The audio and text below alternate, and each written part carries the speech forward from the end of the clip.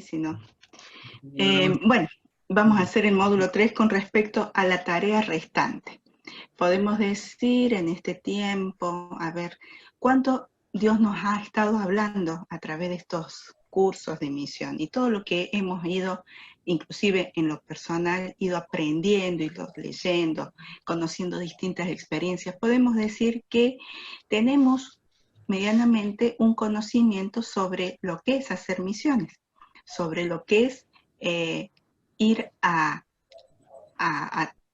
trabajar al campo, o lo que implica para la iglesia ser una iglesia misionera. Pero tenemos una... Ahí te pasé. Ah, bueno, entonces a ver si yo puedo... correr y si no avisamos. No me corre. Pero capaz que bueno, no te preocupes. ¿Es tu cursor? El mío no. Sí. Bueno, entonces, pero tenemos que también entender un poco lo que significa la tarea restante. ¿Me escuchan bien? Sí. Ah, perfecto, pero yo no hablo muy alto. Lo que significa la tarea restante, pero nos vamos a remontar un poquito en la historia. En 1974 se hace el Congreso de Lausanne en Suiza, Lausana, para un Congreso Internacional de Evangelización Mundial. ¿Cuál era la idea o la perspectiva, el objetivo? Era un poco continuar con lo que era su predecesor, que fue en 1910, otro congreso que se hizo en Edimburgo. Y ahora en 1974, estamos hablando hace prácticamente 40 años atrás, lo que querían era definir cómo estaban, analizar la situación actual en misiones, o sea, en esa situación actual, en esa época, y definir la tarea restante. Bueno, ¿hasta qué estamos? ¿Qué nos queda hacer todavía? Eso querían hacer los hermanos en esa época. Y fue muy significativo, entre ellos, la ponencia del misionólogo Ralph Winter. Y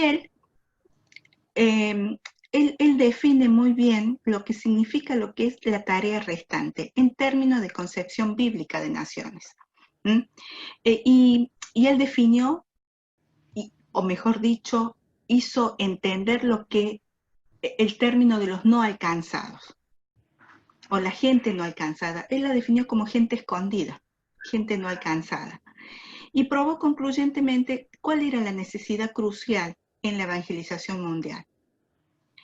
Y la necesidad es cruzar las fronteras. Ahora, cuando hablamos de cruzar fronteras, sí, son las fronteras territoriales, pero van más allá en misiones o en misionología cuando hablamos de cruzar fronteras. ¿Sí? Él demostró convincentemente que en esa época había 2.400 millones de personas que aún no habían sido alcanzadas, y esto lo podemos, tal vez, yo no voy a detenerme mucho en números, porque ustedes seguramente están al corriente de cuáles son los datos actuales de la gente no alcanzada. Inclusive si abren páginas de agencias misioneras, PMI, por ejemplo, van a tener ahí los números de los no alcanzados todavía. Y él definió la tarea restante en términos de concepción bíblica, de las naciones. A ver, ¿a qué llama en la Biblia naciones? ¿Qué son en la Biblia los no alcanzados, la gente escondida, como él la llamó? Y probó concluyentemente, como yo les decía, este tema o este término de nación, de pueblo, y la necesidad crucial de lo que significaba la tarea restante. ¿Qué nos toca todavía por hacer? A ver, si puedo. Bueno, Cristian, ¿vos podés seguir? Ahí está, gracias. Esto más o menos lo que dice aquí en este cuadro, un poquito más arriba, dice, resumido su discurso. Ninguna perspectiva sobre la totalidad de la raza humana puede ser breve sin caer en la tendencia de ser simplista. Cuando Dios escogió a Abraham y a su descendencia, tanto para una bendición especial como para la responsabilidad de compartir dicha bendición con toda la familia de la tierra. Dios desde Abraham estaba hablando de pueblo, de nación, cuando habló de familias de la tierra. Esto en Génesis 12:3. Él posiblemente Abraham no entendió lo que significaba y lo complejo que iba a ser la obra que tenía que hacer esto, o que implicaba el ser de bendición para todas las familias de la tierra. Hoy, ya ha transcurrido unos cuantos años, 4000 años, más de la mitad de las familias de la tierra son, cuanto menos superficialmente, lo que dice también otro misionólogo, Toynbee, denomina como judaicos en religión, y ciertamente han recibido parte de la bendición. Es decir, una partecita de las familias de la tierra han recibido esa bendición, y de esa bendición una parte de la bendición, que son los judaicos, ¿sí? Y si tomamos en consideración todas las influencias indirectas, es posible estimar que 9/10 de toda la humanidad han recibido hasta ahora parte de dicha bendición. Y esto nos hace pensar, ¿cuánta tarea restante nos toca hacer? Porque habla de 9/10 de las familias de la tierra han recibido parte de la bendición que Dios prometió a Abraham. Continuamos un poquito más. Corramos. Cristian. Cris, ¿podés hacer pasar?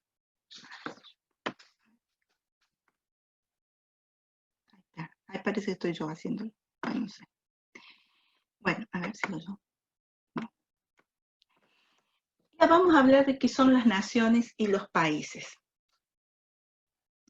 En nuestro mundo actual podemos hablar o hablamos de naciones y tendemos a imaginarlo en una entidad política, es decir, con territorio y con estado propio. Y no está mal, esa es la concepción que tenemos de lo que es nación. Ahora, en el concepto bíblico, nación va mucho más allá, o no está entendido dentro de los límites territoriales, ¿sí? Va más allá de esto. Y tiene un vocablo, que es el vocablo etnos, que justamente habla sobre, es un vocablo griego, que traducido es nación, y habla de una unidad étnica, de un pueblo. Y esto entendiéndolo que tiene costumbres, que tiene origen, que tiene una lengua propia. O sea que va más allá de lo que es el territorio delimitado, ¿sí? También el término GAM, el cual aparece 1821 veces, lo han contado, y se refiere a pueblo, tribu o familia específica. Lo tenemos en Deuteronomio. Y otra de las palabras también es mishpahet. Se emplea solamente 267 veces y se refiere a la familia, a la parentela, al linaje, que lo tenemos cuando habla el Señor de serán en ti bendecidas todas las familias de la tierra, en Génesis 12. Y este mismo pasaje también, o este mismo, mejor dicho, término, lo tenemos cuando habla en Apocalipsis que toda lengua, tribu, nación va a rendirse al Señor y va a estar alabándole. Entonces, estamos viendo ya de que el término de nación bíblica es muy distinto al término de nación política que existe. Pablo también entendió la terminología bíblica, porque él, siendo un judío, pero un judío de origen griego, fue necesario que Dios lo levantara como el apóstol, o como el apóstol que fue a los gentiles. Sí, él se dijo que él era apóstol de los gentiles. Y acá la palabra gentiles, entiéndase, a pueblos o naciones, que no eran judíos, ¿sí? Comprendió que Dios deseaba usar la diversidad cultural. Y ustedes recuerdan que él se confrontó a Pedro, y a muchos, cuando los hacían judaizar a los nuevos creyentes, que no eran judíos. Y el nuevo creyente, que no era judío, que era un gentil, se circuncidaba, hacía las costumbres de la Torá y todo, pero también entraba en un conflicto. ¿Por qué? Porque entraba en un conflicto cultural. Su cultura, sus costumbres, en conflicto con esta nueva cultura a la que estaba inserto y que pretendía ser un judío como los demás. Y no era judío. ¿Sí? Entonces, Pablo, ¿qué dijo? Pablo se confrontó con aquellos que les obligaba de alguna manera o los persuadía a los nuevos creyentes a judaizarse. Los confrontó y le dijo que no. En definitiva, era como un suicidio religioso, de alguna forma de decirlo, porque no hacía falta, porque él entendía que Dios quería unidad en medio de esta diversidad cultural. Dios usa o pretende, mejor dicho, Dios nos llama a unidad sin ser uniformes, sin uniformidad. No hace falta que nos judaicemos para decirnos hijos de Dios o para decirnos que somos linaje o descendientes de Abraham, porque por adopción lo hemos sido, porque hemos adoptado el mensaje del Evangelio. Pero no tenemos las mismas costumbres que los judíos, hoy en día nosotros, por ejemplo. Y esto es lo que entendió Pablo, no lo entendieron del todo los demás. Por eso Pablo tuvo que confrontarlos a esa realidad. Bien, los gentiles podían seguir a Jesús sin necesidad de ser judíos, culturalmente hablando. Ellos tenían sus propias costumbres, su propio idioma, sus propias no sé, su propia, tal vez, comida, sus formas de vivir el día a día, pero creían en Jesús, sí, eran seguidores de Jesús, sí. ¿Hacía falta judaizarlos? No. Continuemos. Y aquí, a ver si sigue, sí. Aquí hay una, continúa, por favor, acá. Y acá quiero que nos detengamos un poquito en este gráfico. ¿Por qué? Porque en este gráfico vamos a ver esto, lo vamos a ver un poco más en la realidad actual.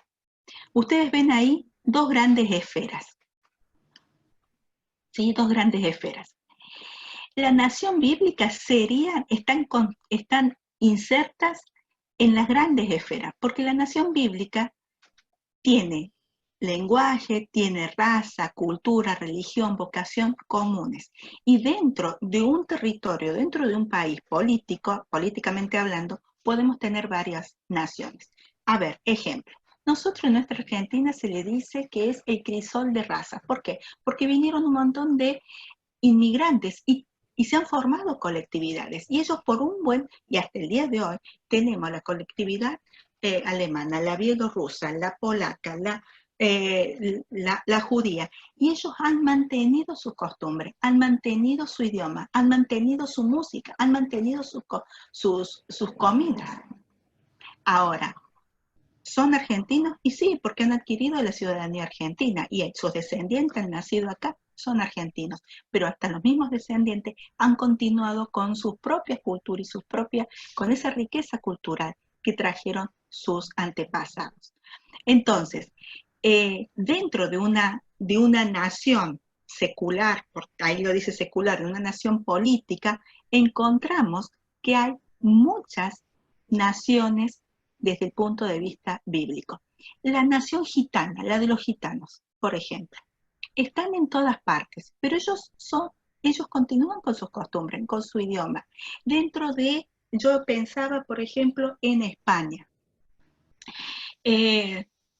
La región de Cataluña. Ellos se creen que es otro país, pero están dentro no se han separado, todavía son parte de la España completa. Ahora, ellos tienen su idioma. Yo una vez enganché un canal de Cataluña y digo, español. No le entendía nada lo que decían, lo que hablaban, porque es otro idioma. Es otro idioma.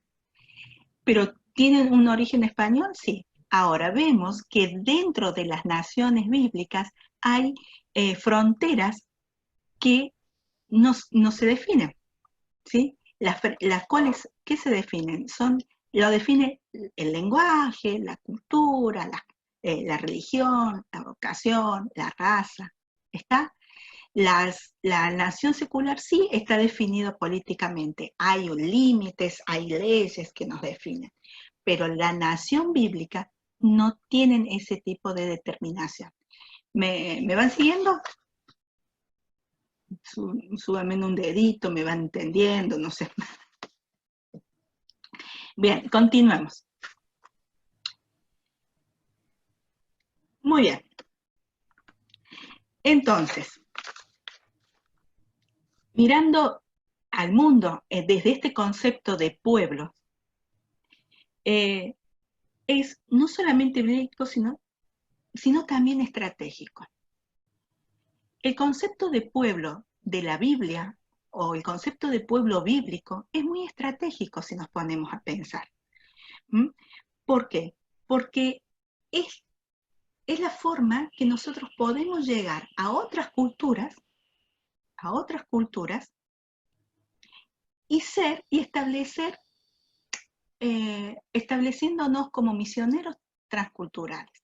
Miren una cosa, yo en una época fui misionera transcultural. ¿Cuándo? Y no salí de las fronteras de la Argentina. ¿Cuándo? Cuando me inmersé dentro de la cultura de los pueblos originarios. Yo tuve que entrar a ir a una comunidad, vivir con ellos, conocer cómo era el día a día de ellos. Aprendí, pocas palabras, pero aprendí algunas palabras de los pueblos originarios donde estuve. Las comidas. Ellos hablan algunos el castellano, pero conservan su lenguaje. Y entre ellos hablan el wichí o el mocoví, como nosotros hablamos el castellano ahora. Entonces, ¿se dan cuenta? Uno puede ser un misionero transcultural cuando se sumerge dentro de otra cultura y sin salir de las fronteras nacionales. ¿Lo van entendiendo? Entonces es estratégico este concepto de pueblo o de nación bíblica. ¿Sí? ¿Cuál es la diferencia? Dice aquí, el término grupo de gente ha sido inventado, por decirlo de una forma, para hacer distinción entre el concepto bíblico de nación y el uso popular de la palabra. En el sentido bíblico, la palabra nación, grupo de gente, son agrupaciones sociológicas de personas y no agrupaciones políticas. ¿Por qué decimos sociológicas? Porque tienen un acervo cultural que las define. Y definido técnicamente, un grupo de personas es una agrupación sociológica significativamente grande de individuos. Generalmente son muchos. Y miren, una de las cosas que yo tuve que aprender, por ejemplo, hasta que yo soy de Córdoba y nací crecida en la capital, es decir, en una ciudad metropolitana. ¿Esto qué hizo? Que yo aquí tuviera todas las costumbres de una persona que vive en una ciudad grande. Entre esas cosas era que a mí, yo estaba muy acostumbrada a mi forma de vestir, a andar en pantalón, porque el pantalón a mí me era cómodo para hacer todas mis actividades, ir, venir, todo. Cuando yo tuve que entrar a estas comunidades, una de las cosas que tuve que aprender es a vestirme con pollera. ¿Por qué? Porque las mujeres dentro de las comunidades autóctonas andan en pollera. No son bien vistas las mujeres que andan con pantalones. Entonces, si yo quería estar dentro de la comunidad y ser uno de ellos, aprender de ellos, tenía que respetar esta costumbre. ¿Lo ven a esto? Y uno dice, es detalle, pero son detalles que hablan mucho. Porque una de las cosas que ellos ven, o que la cultura donde uno va a insertarse, una de las cosas que nosotros tenemos que aprender es a ganarnos su confianza, a hacer vínculos con ellos. Y choca cuando nosotros queremos imponer lo que sabemos, lo nuestro. Ah, mi cultura es mejor que la tuya. No hay culturas mejores, hay culturas distintas, diferentes, pero todas tienen mucha riqueza. Y una de las cosas que tiene que aprender el misionero transcultural es a ser flexible, es a ser enseñable, a ser humilde y a ser un aprendiz todo el tiempo. No pensemos que porque, wow, yo aprendí un poco de misionología, me hice el curso de misiones mundiales 1 y 2 y capaz que también podamos hacer el 3, y viva acá y haga y tengo un título, yo sé más que aquel que vive en una cultura en medio de la selva, no sé, ecuatoriana. No es así. Porque la cultura en la cual yo voy a entrar tiene tanta riqueza como la cultura que yo tengo porque soy natural de esta cultura. ¿Se entiende lo que digo? Entonces, una de las cosas que el misionero transcultural tiene que aprender es esto, a ser humilde, a ser aprendiz todo el tiempo. Y en esa concepción es que va a ganarse el vínculo y va a ganarse la confianza.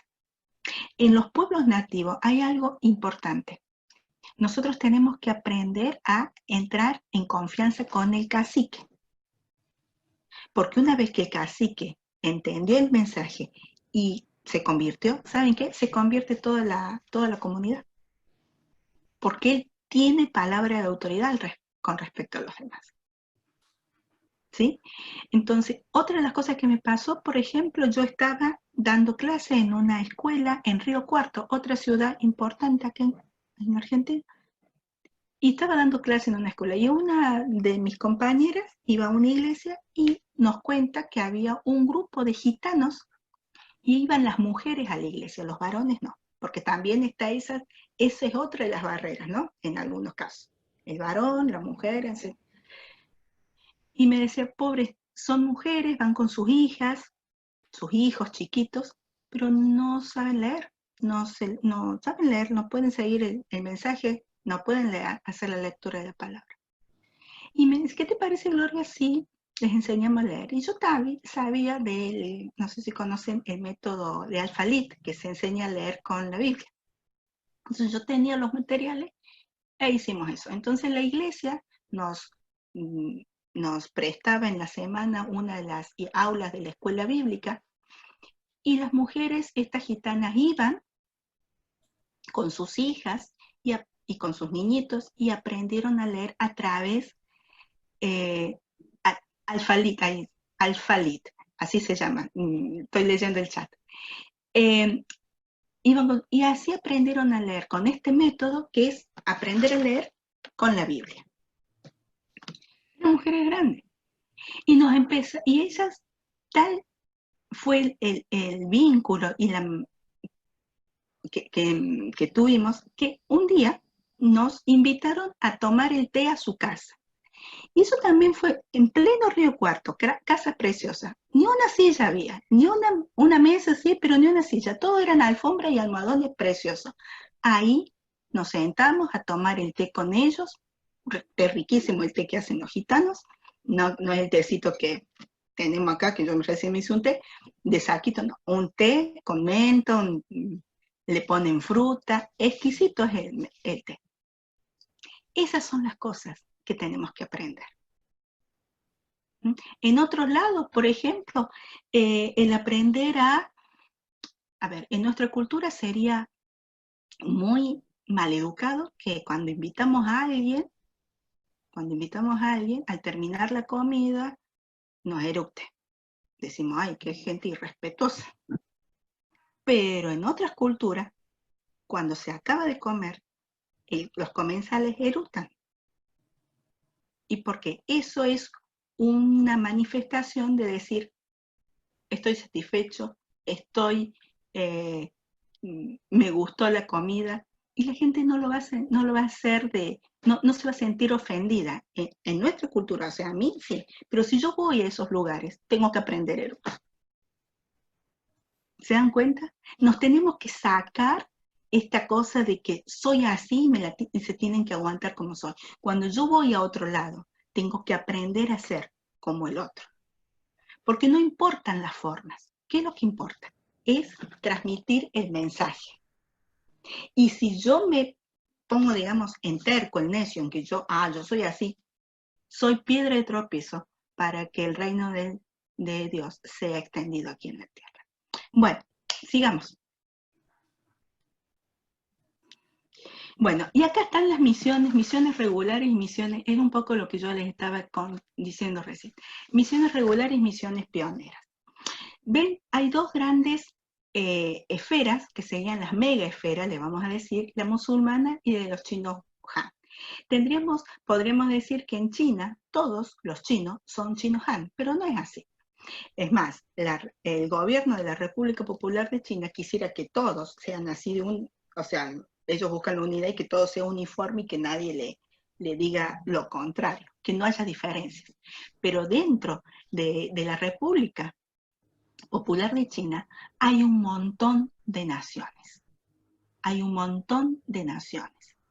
Dentro de países musulmanes, dentro de los musulmanes, que es una nación, diseminada en distintos países políticamente definidos, dentro de la nación musulmana hay un montón de naciones. ¿Y qué es esto de las misiones regulares y pioneras? Ustedes ven que dentro de las megas esferas hay 3 círculos grandes, que esas les vamos a llamar las macroesferas. Y dentro de las macroesferas hay círculos más pequeñitos, que son las microesferas. Las macroesferas, digamos que voy a empezar de atrás para adelante, las microesferas. Las microesferas tienen el mismo idioma, tienen las mismas costumbres, la misma música. Y puede ser que dentro de las mismas esferas, de las microesferas, ahí ustedes ven, hay algunas que tienen una cruz. Esto significa que hay un testimonio nativo, o sea, que ahí hay una iglesia, un testimonio del Señor dentro de esa microesfera. Esto significa que al haber un testimonio podemos hacer o pueden estar evangelizándose de vecino a vecino, entre los conocidos, sin problema, porque no hay una barrera importante. ¿Cuál es la única barrera que hay que saltar, como quien dice? Es la barrera social. ¿Cuál es la barrera social? La del creyente y la del no creyente. Porque díganme ustedes si no hay una barrera cuando digo, me convertí al Señor. La gente nos mira medio raro, nos dice como que somos bichos raros, vos ahora que te crees el santo o la santa que va siempre a la iglesia. Y es una barrera social. Pero esto no nos tiene que detener para no evangelizar al que está cerca, al pariente, al amigo, al vecino. Y esto es lo que hacen las microesferas. No tienen que pasar otra barrera. Cuando ya, por ejemplo, y ustedes ven que pasan de la microesfera a la macroesfera, ya hay otro tipo de evangelismo que tienen que sortear tal vez el idioma. ¿Por qué? Porque dentro de la República Popular de China, por ejemplo, si nos detenemos en esto, yo les dije que había muchas naciones. ¿Por qué? Porque así como hay naciones, hay distintos dialectos. Y hay algunos dialectos que no se entienden uno de otro. Y si quieren, por ejemplo, comunicarse una microesfera con otra y tienen distintos dialectos, es muy posible que tengan que conocer a lo mejor un dialecto comercial común para poder relacionarse. Es complejo el tema, pero es así. Dentro de la República Popular de China, no todos los chinos son iguales, porque hay un montón de naciones que hablan distintos dialectos y tienen distintas costumbres. Cuando tenemos que pasar la barrera del idioma, y el dialecto lo vamos a tomar como un idioma, cuando tenemos que pasar la barrera del idioma, ahí entramos a un evangelismo de grado 2, por decirlo, ¿sí? Porque no solamente ya no vamos a evangelizar al que está cerca, al vecino, al amigo, al pariente. Estamos evangelizando a otro que habla distinto que yo. Y ya la barrera del idioma es superar esa barrera para pasar al evangelismo de grado 2. Y cuando ya estamos entrando, y ahí ustedes ven una de las flechas que sale de una microesfera de China para ir a una microesfera musulmana, ahí ya no solamente es la barrera del idioma, sino es la barrera de una cultura totalmente distinta, vestimenta, comidas, formas de trabajo. Hay un montón de factores que cambian totalmente la cultura y ahí entramos a un evangelismo de grado 3. ¿Podemos continuar?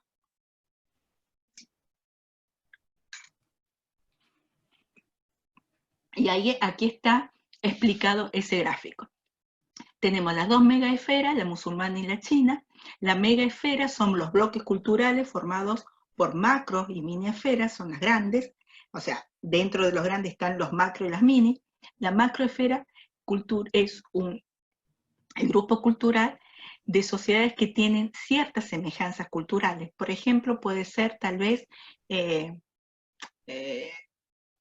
sé yo, estamos dentro de la misma nación, tal vez las mismas comidas, y en algunos casos el idioma. Es lo que hablábamos recién con España y Cataluña.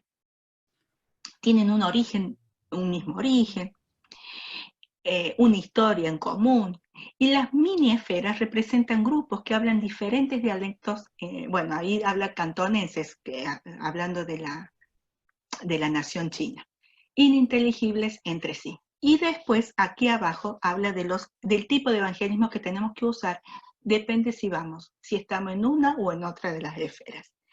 Existe en el evangelismo 1, existe solo una barrera que debe ser cruzada, que es la barrera social, que es creyente y no creyente. Es lo que me pasa tal vez con un pariente. Yo soy creyente y mi pariente no. Bueno, yo tengo que cruzar esa barrera social para que él también sea un creyente. El evangelismo 2 y 3 ya saltamos de nuestra esfera, de nuestra microesfera, y tenemos el evangelista o la persona o el misionero tiene que sortear varias o atravesar varias barreras culturales, que va el idioma, que va no sé, las comidas, la manera de vestir, un montón de cosas que hacen que esto hace que el misionero tenga que cada vez ser más flexible y capacitarse más. Sí. ¿Me están escuchando? Escucho. ¿Todo bien? Es que dije las 8. Sí, Bueno. sí, está claro, Gloria. Ah, perfecto. Bueno, Sí. continuamos, Cris. Se fue Cristian. Bueno, se fue Cristian y yo me quedé. Cristian, no puedo correr la diapositiva.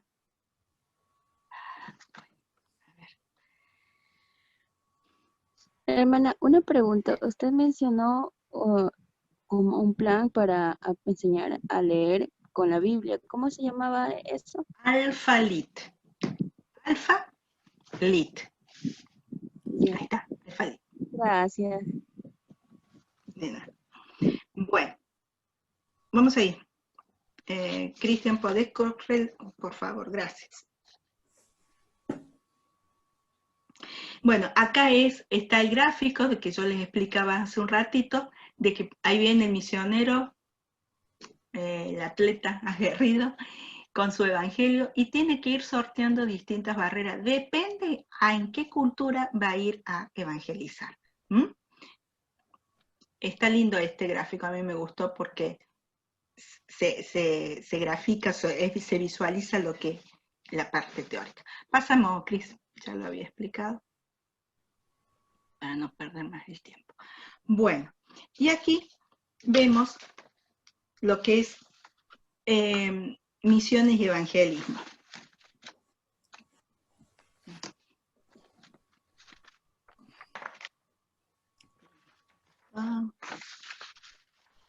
Acá está. Ahí está. Bueno, entonces, evangelismo, ¿qué es el evangelismo? Es la actividad de alcanzar a la gente. Nosotros cuando queremos alcanzar gente estamos evangelizando. Desde una iglesia existente dentro de una mini esfera. Y eso, a ver, yo no voy a entrar en... ¿Cómo? Bueno, no voy a entrar en discusión, pero vamos, como estamos hablando sobre el libro de Misiones Mundial de Jonathan Lewis, acá define que el evangelismo es aquel que se hace en la cercanía, dentro de la iglesia o dentro de la misma cultura, eso es evangelismo. Podemos nosotros pensar que en realidad se está haciendo misiones, pero dentro de la concepción del libro o de Jonathan Lewis, está hablando de que se evangeliza o hacemos evangelización cuando estamos trabajando en la cercanía. ¿Sí? ¿Y cuál es la diferencia entre misiones regulares y las pioneras? Y acá ya también lo he hablado un poquito antes, que las barreras culturales más obvia es la del idioma. Esa es la primera. No podemos, una de las cosas que no podemos ser inocentes, pensar que voy a ir a otro lugar donde se habla otro idioma y yo puedo estar y evangelizar. Primero tengo que aprender el idioma. Esto no significa que hasta que no aprenda, por ejemplo, el árabe, no voy a ir. Voy a ir y voy a estudiar con ellos el idioma. Porque eso también es la puerta que se va a abrir o que Dios me va a permitir que yo atraviese cuando yo entro a estudiar con ellos el idioma. Le pido a un natural común que me enseñe. Tendré un profesor de árabe, pero también estar dentro de un entorno donde permanentemente se esté hablando el árabe. También el árabe, hay un montón de dialectos árabes. Entonces depende de la zona donde vaya. Y aprender con ellos el idioma. Y esa es la puerta donde va a haber el vínculo y la confianza para que cuando se dé la oportunidad yo hablarle de Cristo. Y los dialectos reflejan también distancias geográficas, económicas y sociales. Depende del dialecto, como recién decía, va a ser la zona donde voy a ir, la economía en la cual me voy a manejar y por supuesto la costumbre social. En la India, por ejemplo, hay 3 millones de dialectos, no, 3.000 dialectos, perdón. Y en la India, aparte, hay otras barreras también que hay que tenerlas en cuenta. Dentro de la mayoría de las sociedades hay clases sociales, y esta es una de las cosas. Hay clases sociales que a lo mejor es fácil transitar de una clase social a otra. Tal vez en nuestra Latinoamérica es fácil transitar. A ver, no es complicado y no es un impedimento decir poder saltar de una clase social a otra. Puedo estar en una clase humilde baja y después poder, de acuerdo a la cuestión, claro, ahí me dice, de acuerdo a la profesión o al trabajo, puedo saltar a otra clase social. Pero en la India eso no se da. Hay castas, ¿sí? Y el que nació en una casta no puede pasarse a la otra. Están bien diferenciados. Y eso es un tema y una barrera importante que el misionero que va a la India tiene que conocer y tiene que saber a dónde va y manejar ese tema. Otro son las diferencias de rasgos sociales, de ocupación, de educación. Mire, una de las cosas es que a pesar de que se ha abolido la esclavitud hace cuántos años en Estados Unidos, hasta ahora, hasta el día de hoy, hay diferencias raciales. Y no podemos, y y hay leyes que están en contra, pero en las costumbres o en el acervo cultural de la gente hay diferencia entre blanco y gente de color. Bueno, también el tema de lo religioso, el tema de lo económico, todas estas son barreras sociales que tenemos que saber nosotros, saberlas, conocerlas y ver cómo poder sortearlas, poder traspasarlas, poder cruzarlas para llegar con el Evangelio. Sí.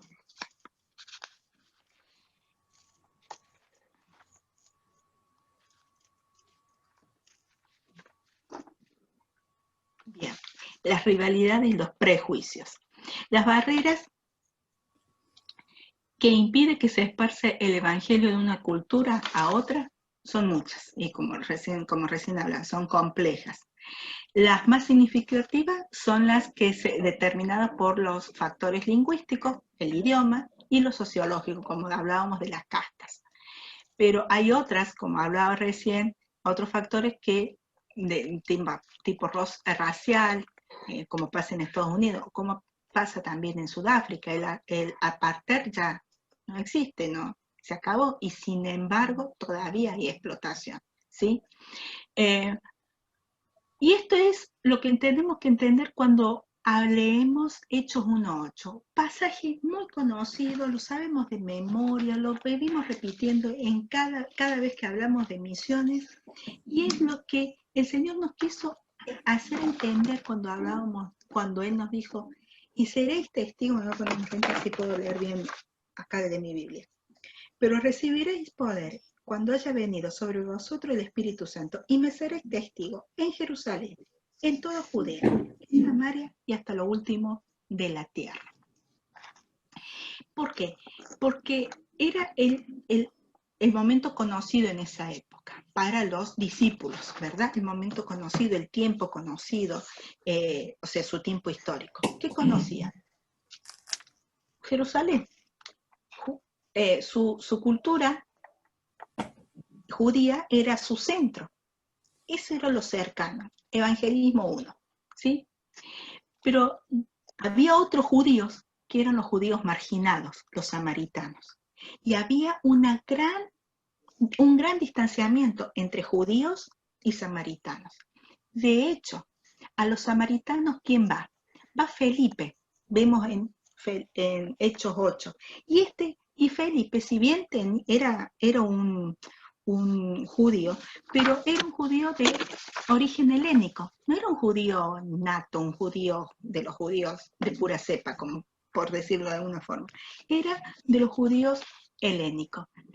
Y si bien había una distancia cultural, pero esa distancia hizo que fuera posible que él pudiera llevar el mensaje a los samaritanos, porque un judío de Judea, de Jerusalén, no podía ir, porque era rechazado por los samaritanos. Es más, el mismo judío no quería ir a los samaritanos, los despreciaba. Había ese desprecio de uno con otro, entonces la única posibilidad fue que fuera un Felipe para tratar o para hablar a los samaritanos, y fueron convertidos.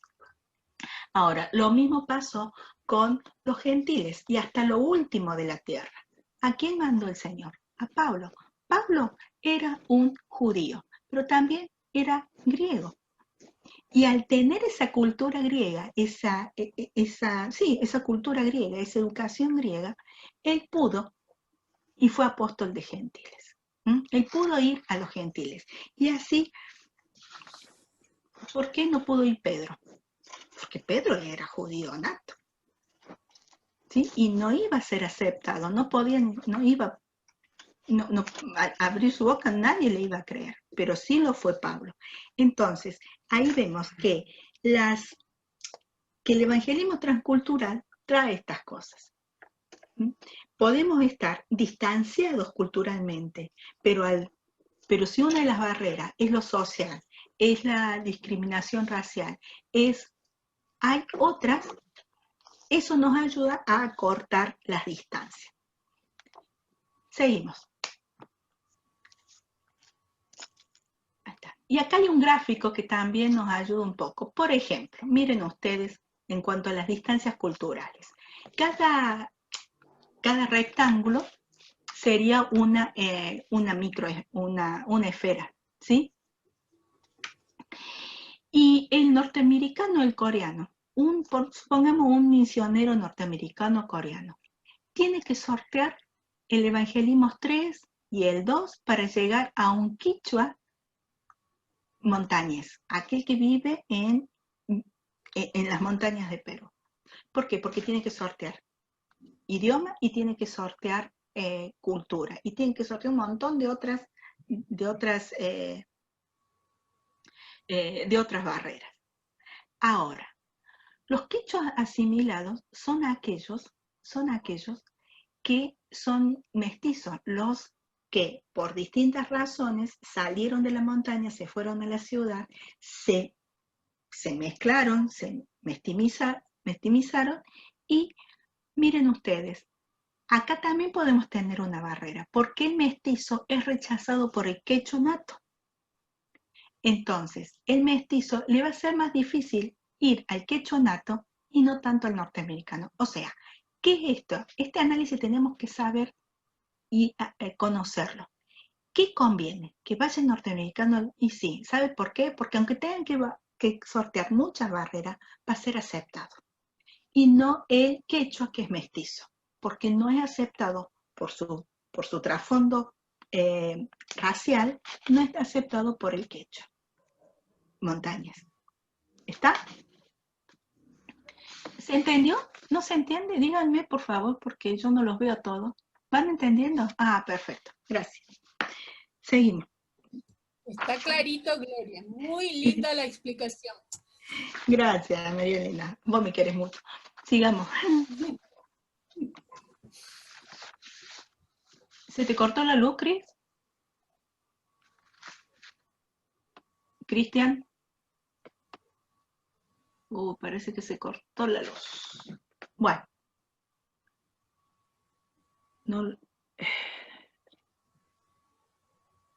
No sé qué pasó ahí, que Cristian no me escucha y no puede. Lo veo oscuro.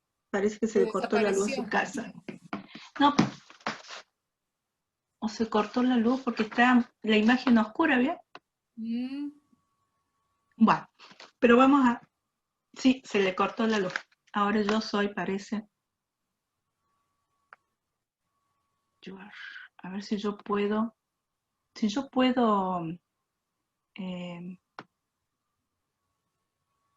seguir con el power, no con una... Ahí va, ¿no es cierto? Sí, sigamos. Vamos a ir, todo esto ya lo vimos. Voy a pasar rapidito.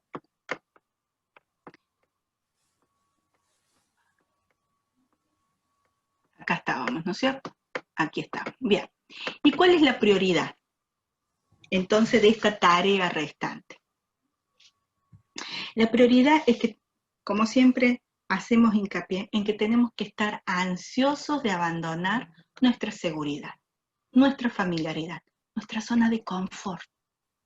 Nos encanta estar en nuestra iglesia, con los hermanos, en nuestra cultura, que nadie nos moleste. Es bueno, no está mal, pero cuando Dios nos llama y nos está diciendo que tenemos que ir hasta lo último de la tierra, tenemos que entender que debemos cruzar barreras culturales con el Evangelio. Y esas barreras culturales habla de idioma, habla de todo lo que sea, como les decía, comida. Hermano, en otras culturas no se come con cubierto, se come con la mano. Y hay que saber comer con la mano. Y en ese momento uno dice, bueno, me dejo de ser tan delicadita y como con la mano. ¿Por qué? Porque si no lo hago, estoy ofendiendo al natural, a la persona que me está ofreciendo esa comida. Otra de las cosas que tengo que aprender, por ejemplo, en un inglés en Inglaterra. Ellos sabemos que el factor primordial o algo que ellos respetan mucho es la puntualidad. 5 o'clock, 5 o'clock. No puede ser 5 and 1. No. 5 o'clock, 5 o'clock. 5 en punto. Y tenemos que ser puntuales. Si queremos entrar con el Evangelio en esa cultura. Ahora, si vamos, por ejemplo, a los países árabes, la puntualidad no corre, porque mientras más se demora la persona, eso habla de su jerarquía social. Es decir, si es una persona importante, seguramente lo vamos a estar esperando de 1 a 1 hora y media, porque esa persona en la sociedad tiene mucha importancia, es una persona de alto rango de la sociedad. ¿Se dan cuenta? Entonces, no nos vamos a enojar, no nos vamos a sentir mal, porque es parte de su cultura. Y nosotros, como somos, vamos a ser flexibles, y aprendices y humildes, vamos a, como quien dice, nos vamos a acomodar a esa cultura, a esas costumbres. La misión transcultural es la prioridad crucial en la realización de la Gran Comisión. Es decir, tenemos que aprender a manejarnos en la transculturalidad, en la multiplicidad de culturas. Tenemos que decir, mi cultura es buena, pero tengo que aprender esta nueva. ¿Por qué? Porque la prioridad es llevar el Evangelio. Y para llevar el Evangelio me tengo que hacer transcultural. Me tengo que sacar esta ropa, en mi caso, de cordobesa argentina, y meterme en una cultura que a lo mejor está en otra provincia de la Argentina, pero con un acervo cultural muy distinto al mío. Una de las cosas, por ejemplo, cuando yo vine a Corrientes, o cuando vine a la parte mesopotámica, en Córdoba sí tomamos mate, pero no es que estamos con el termo y el mate a toda hora. Es más, tomamos mate en casa y dejamos el termo en casa. Pero cuando yo fui a estos pueblos o cuando pasé de las fronteras provinciales y me fui a vivir a Formosa o acá en Corrientes, en Virasoro, es común que la gente se vaya a hacer un trámite a la municipalidad con el termo y el mate en la mano. Y uno dice, y yo contaba eso en mi casa y me decía, ¿cómo van a andar con el termo y el mate en la mano? Pero sí, se anda y no está mal. Y tuve que aprender, por ejemplo, pequeñas palabras que yo me las anoté porque a veces no me acuerdo, y cuando yo las escuchaba me sonaba medio raro, pero hay palabras como, por ejemplo, mi casa cue. Y yo dije, ¿qué es lo que significaba cue? Y significaba viejo, mi casa vieja. Y así, hay allá y allá lejos. Y es normal que usen esa terminología dentro de una conversación. Y si yo no quiero quedar afuera de la conversación, la tengo que conocer. ¿Sí? Y es también cuando nosotros aprendemos a conocer esta cultura y también aprendemos el idioma, es la manera en que el grupo al cual yo quiero ir a evangelizar, ese grupo va a conocer el Evangelio porque yo se lo voy a transmitir en su lengua materna. Es importante conocer la lengua materna de donde nosotros vamos. Cuando se establecen metas para el evangelismo, es importante entender el concepto bíblico de nación o grupo de gente, que no es el concepto de nación política que está en nuestra Constitución o se conoce políticamente. El concepto de nación es otro. Habla de familia, habla de grupo cuyas costumbres y cultura es la misma. Bueno, queridos hermanos, hasta acá es la clase de hoy. Cristian, pobre, parece no me... Bueno, ahora dejo de compartir pantalla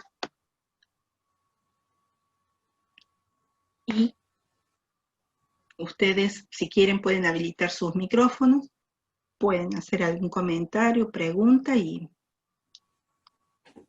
¿qué les pareció?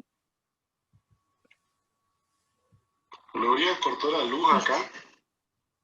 Quizás vos sí. Ahí está. Ok, sí. Me mandó un mensajito que se cortó la luz en su casa, Cristian. Bueno. Muy buena la clase, Gloria, es muy buena, al menos cuando uno ya ha vivido esa experiencia y, como se dice, uno uno vivió la experiencia y aprendió a golpe y porrazo, decimos aquí en mi país, de que después de que nos tropezamos, después de que la gente se sintió incómoda, inclusive nosotros mismos nos sentimos incómodos, cuando queremos imponer nuestras costumbres, lo hemos aprendido, pero es importantísimo lo que tú nos enseñas hoy día de que no es que vamos a imponernos, es que tenemos que irnos a adaptarnos. Y muy, muy interesante la clase de hoy. Muy clarita, ya sabes. Bueno, Muy clarita. gracias. Gracias por la Gracias, claridad María con la Elena. explicación. Es importante. Por eso, cierto, a veces aprendemos hacia golpe y porrazo, como dice María Elena. Pero si alguno está por salir, tiene el proyecto de salir, aprenda la cultura, conozca la historia de ese grupo al cual usted va a estar inserto, conozca cómo se originó, sepa si hay algún testimonio evangelístico, o algún testimonio del evangelio. También eso es otra discusión, porque dentro del concepto que habla Jonathan Lewis en su libro, el misionero es aquel que va a plantar un testimonio nuevo, que no hay otro. No es que yo voy a ir a sumarme con un grupo ya, porque lo que estoy haciendo es ayudar a que se haga ese evangelismo cercano o el evangelismo de uno, ¿sí? El misionero transcultural es aquel que está pasando barreras sobre barreras. Barrera lingüística, barrera cultural, barrera racial, barrera de todo tipo. Hubo una misionera, era del Chaco ella, era doctora, y se fue a trabajar a la China. Pero claro, ella era ruludita, tenía rulitos. Y bueno, era muy distinta a lo que es una habitante china, porque ellos tienen el pelo muy lacio, ¿cierto? Después ella se enferma, creo que tuvo una enfermedad grave, un cáncer, y queda pelada a causa de la quimio. Sana de ese cáncer, ¿y qué viene? ¿Qué les pasó? Que el nuevo pelo cuando creció era lacio. Lacio. Después después que ella estuvo bien recuperada y todo restablecida, se va a trabajar a la China. Y se va a trabajar a un hogar de niños, de un orfanato de niños. Ustedes saben que hay muchos orfanatos de niñas, porque por el tema de la cantidad de población restringen la cantidad. Y bueno, cuando son niñas las llevan a un orfanato. Y ella ahí estuvo trabajando y con su pelito. Y sus ojos eran también medio estiraditos porque era descendiente de aborígenes aquí de la Argentina, del Chaco. Entonces sus rasgos y su pelo pasaba como un habitante más de la China. Y eso a ella le ayudó a trabajar en ese orfanato, a hablar a sus compañeros, a la gente que estaba a su alrededor. Miren ustedes lo que hace Dios. ¿Sí? Pero por eso digo, hay cosas que uno dice, ¿cómo voy a hacer? Bueno, pero Dios se encarga también. Dios se encarga de una manera. Bueno, ella después volvió a la Argentina, se volvió a enfermar y bueno, ahora ya está con el Señor. Pero la experiencia suya a mí me inspiró mucho porque me bendijo, Dios sabe a dónde te va a llevar. Yo, por ejemplo, con mi aspecto, ustedes saben, yo soy morochi también, entre los pueblos originarios de aquí de Argentina, yo era una más. O sea, yo me podía mover con más libertad y era más accesible la relación, porque ellos también ponen muchas condiciones. Si no sos aceptado, te ponen una barrera y no sos aceptado. Se acabó. No hay forma después. Entonces, uno tiene que ser muy cuidadoso a dónde, con el grupo en el cual uno va a insertarse. Amén. Bueno, hermanos, la clase que viene, Dios mediante, o que sería el miércoles, vamos a hacer el módulo 4, ¿sí? El módulo 4. Ese es un poco más extenso. Yo lo he resumido por amor al tiempo y hay mucho material. Si ustedes se ponen a indagar, a investigar, a buscar, van a encontrar mucho material, que eso está bueno que ustedes lo puedan hacer. Les dejo abierta la inquietud para que lo hagan. Y vamos a empezar, Dios mediante, el miércoles el módulo 4, ¿sí? Como es larguito, capaz que lo hagamos en 2 clases, en 2 miércoles. Bueno, si no hay nada más, si alguien, nos despedimos con una oración. Bueno, me alegro que les haya sido de bendición, y cualquier cosa a las órdenes. Yo estoy en el grupo, cualquier cosa. Al terminar los módulos, yo voy a poner, como hacemos siempre, la guía de repaso para que ustedes tengan y repasen los conceptos, ¿sí? Ok. ¿Alguien que desee orar? Así completamos este tiempo. ¿Oro? Dale, María Elena, sí, por favor. Padre amado, gracias. Gracias porque todos los días tú nos sorprendes, Señor. Gracias porque tu fidelidad es tan grande que no la podemos entender. Como decía Gloria, tú preparas aún cambiando el panorama, cambiando el paisaje, cambiando el cabello para poder tener acceso a esos lugares donde nos parece imposible llegar, Señor. Pero tú eres el estratégico en todas las cosas que hacemos, en todas las cosas que pensamos, en todas las cosas que decimos. Gracias, papá, por tocar nuestro corazón y poderte creer que la obra es tuya y no nuestra, Señor.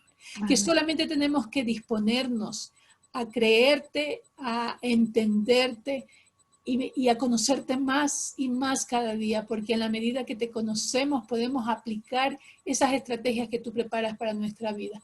Gracias, Papito Dios, gracias por la vida de Gloria, por la vida de Cristian, Señor, que nos dirigen en esta aventura maravillosa que comenzó en esta pandemia, Señor, y que vamos a seguirla porque no solamente que nos inspiran, sino que nos retan a seguir preparándonos, a seguir buscando información para que el trabajo que hacemos para ti y para tu reino sea de excelencia, Señor. Gracias, papá, por cada uno de los compañeros que estamos aquí y por aquellos que no se pudieron conectar, Señor, que tú siempre mantengas ese corazón dispuesto a seguir aprendiendo más de ti, Señor.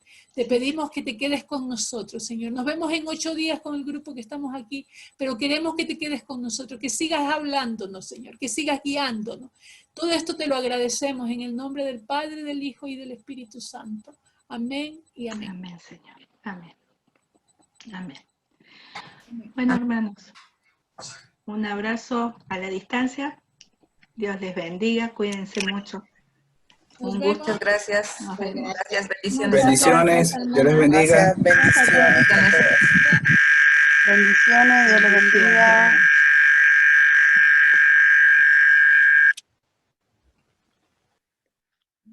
Bendiciones, Dios le bendiga. Bendiciones, cuídense. Hermana, excelente clase, de verdad. Gracias. Que me ayudó de gran manera. No he podido hablar casi, pero luego le comentaré cómo el Señor reveló esas verdades a mi vida y a mi corazón y cómo vi cómo podría usarlas, de verdad que sí. Bueno, gracias, Anita. Dios te bendiga. Cuídate.